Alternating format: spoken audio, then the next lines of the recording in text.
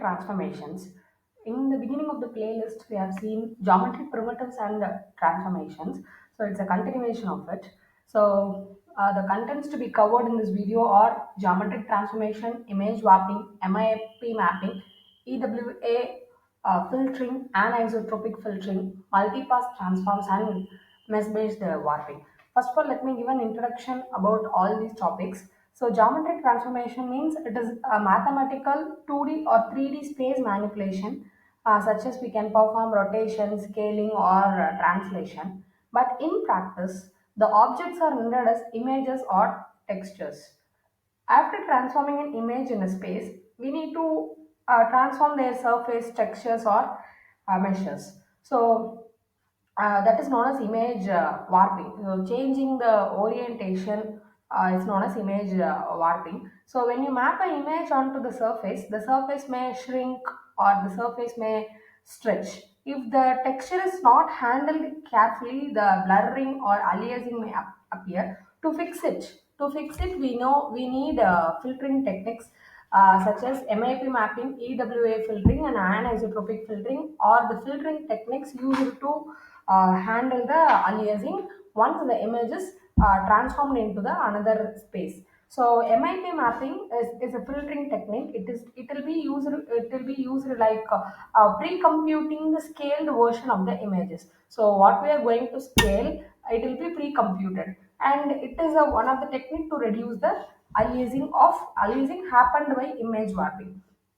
Then EWA filtering. MIP mapping work for uniform scale alone, but it struggle with non-uniform scale. In order to overcome the drawback of MIP mapping, EWA filtering is used. So the anisotropic filtering is an improvement over both MIP mapping as well as EWA filtering. Anisotropic filtering is good when the textures are viewed as angles. Okay, so both MIP works with uniform scaled version, EWA works with non-uniform scaled version, and anisotropic works with the angle of the images. Both previous two won't work well with angles, so it will anisotropic filtering will work good in steep angles. Then multi-pass transforms. So all the transformations are too complex to handle in one step. So we'll break the process into multiple pass. So that is known as multi-pass transform. And mesh-based wrapping. Instead of applying a single transformation to whole image, a different part of the images are transformed differently. So we may change the face of the human body. Morphing, we know, right? So mesh-based warping is a good example to perform morphing. So now we are going to see this 2D coordinate transformation we have already seen in the previous video. So 2D coordinate transformations are translation, Euclidean, similarity, affine, and projective. So we have already discussed the degree of freedom, what are all the terms it will preserve, what are the terms it won't be preserved, which was already discussed in the beginning of the computer vision playlist. Okay, in under the topic geometric primitives and geometric transformations. So next we are going to see about image warping. Image warping means, so generally applying a filter will enhance the brightness or contrast, but warping will change the shape or the position of the objects. So see this image, divide this image into two half. So this is the original image. On applying the filter, the image is enhanced. So brightness has been changed.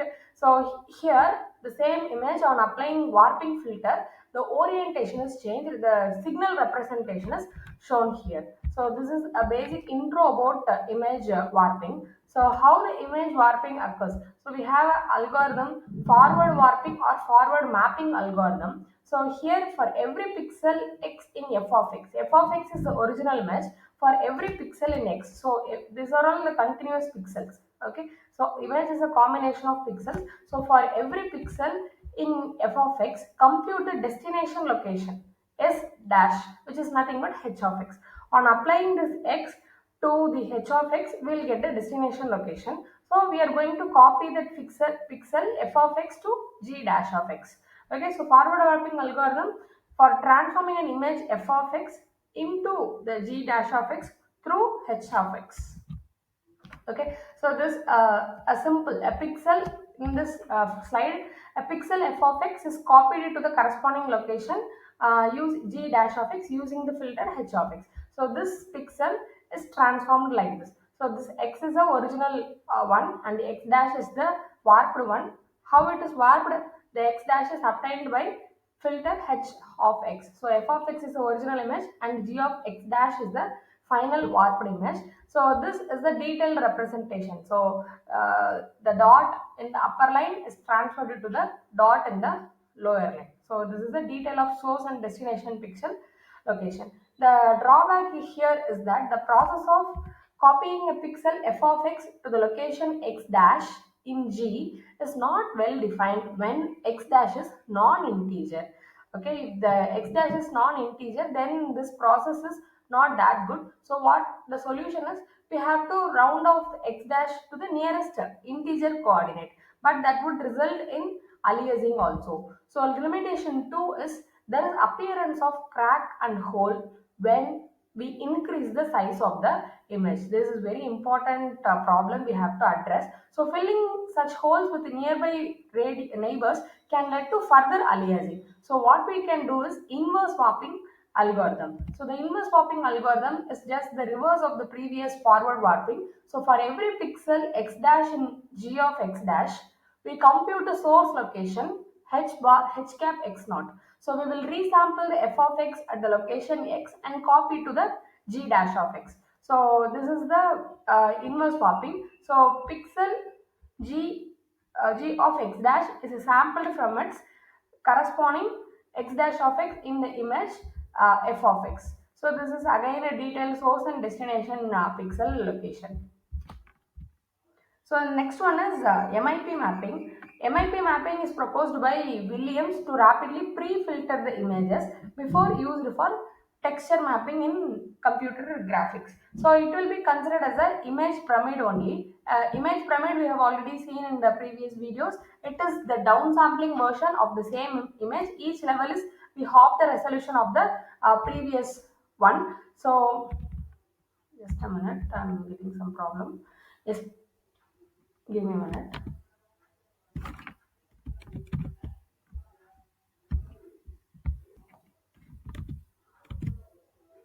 Yes, it is a series of downsampled images. Each level is being half the resolution of the previous one. So some binomial filters, we have seen 5-step filter like A, B, C, C, B, A in previous some topics. So unlike those filters, this won't affect the quality of the image. So it is a high quality filtering at each level. The term MIP stands for many in one, and we have to choose the right level. So image pyramid, we know it is a level by level process. So last it is a triangle, right? So the last level represents the original image, and when the size gets reduced to the top, we get only the coarse details. So we need to choose the level of the pyramid to use. That's what mentioned here. To decide which level of the pyramid to use, the algorithm estimates a resampling rate R. Based on the resampling rate R, the level will be chosen. So I'm going to take R as 8. Okay,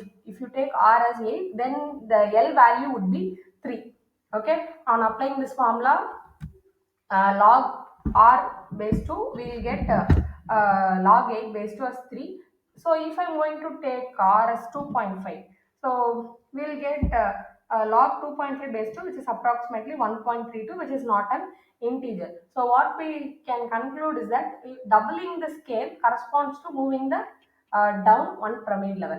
So handling fraction levels. So I said if R is 2.5, then we get L as 1.32. So the often L cannot be an integer. So instead of picking the nearest level, we can take two nearest pyramid levels. Okay, so what I'm trying to say is if the R value is 8, L is 3, we can directly choose the level 3 pyramid. If R value is 2.5, the value is 1.32, which is not an proper level to represent a pyramid. So we can go with any nearest level. So which means I can go 1, or I can take two nearest level 1 and 2, and I can perform a blending of it. That's what mentioned here. So this Blending produces a smoother transition, and it is also this process is also known as trilinear interpolation. And this is very easy to implement in hardwares. Both OpenGL and Direct 3T exposes options for choosing nearest level only, as well as linear vending levels using the term GL underscore nearest underscore MIP map and GL underscore linear underscore MIP map. So and that's all about MIP mapping. So far, what we have covered means, so geometric transformation is mathematically okay, but when it comes to real time, we have to change its orientation also. That's called image warping. In image warping, forward warping means changing the original pixel to the destination pixel by applying some h of x values. So by doing so, there may be some gaps. In order to fill that gaps, we are working on inverse warping algorithm that may result in aliasing problem also or blurring problem also. In order to overcome that, we are going to see three types of filters: MIP filter, EWA filter, and anisotropic filter.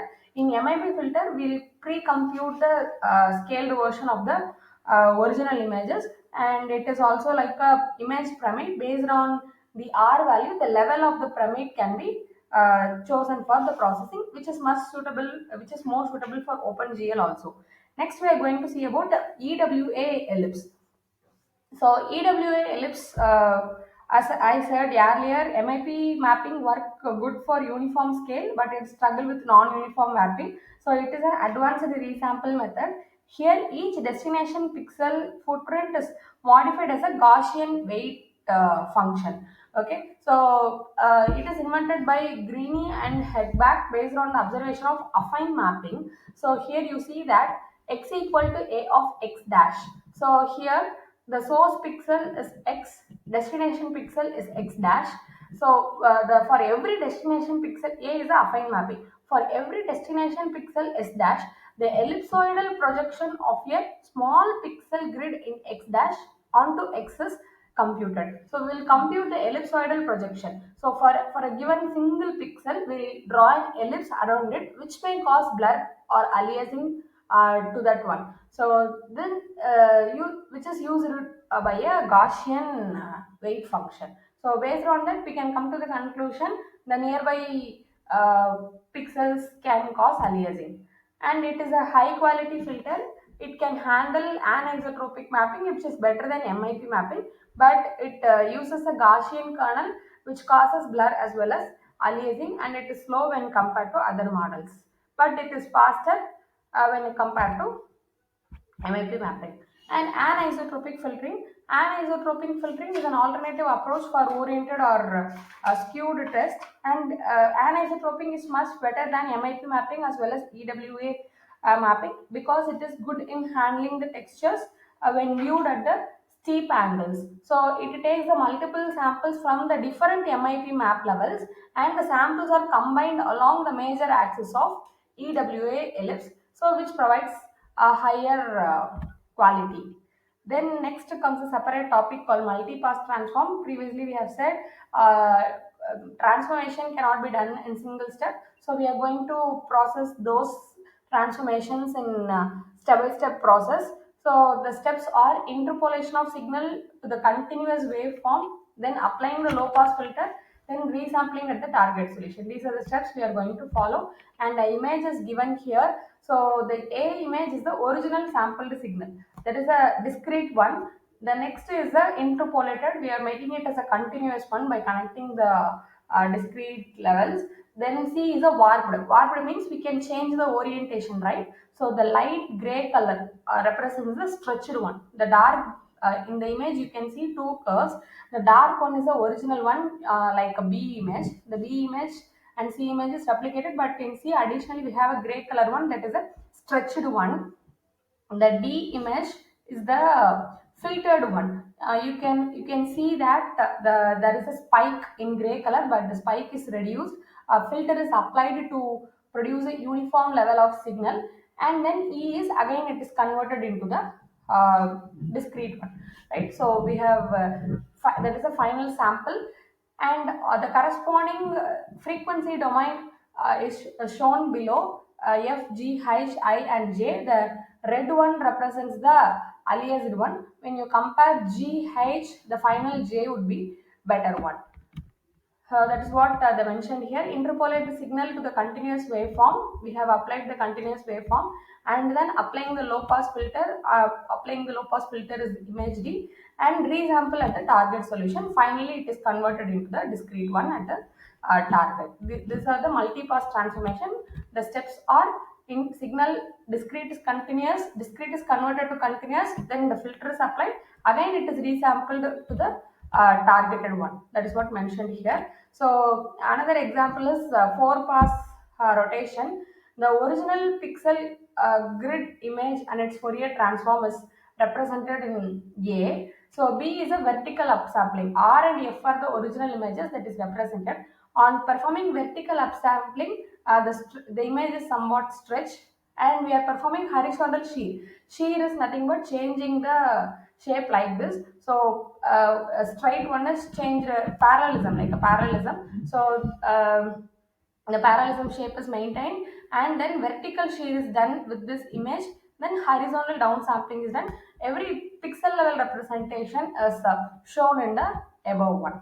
So the last one is mesh based warping. So mesh based warping, we have some techniques like point based warping, and line based warping, displacement field warping, snake bee spline warping, content adapt mesh warping. So I'll tell you in a simpler manner. Point based warping means we'll define the sparse set of corresponding points only. Some kinds of methods are triangulation, quadrilateral meshes, radial bias function. Triangulation means it will images will be considered as a triangle. The images will be blended in the corners. Like we'll fold a paper in the edges, right?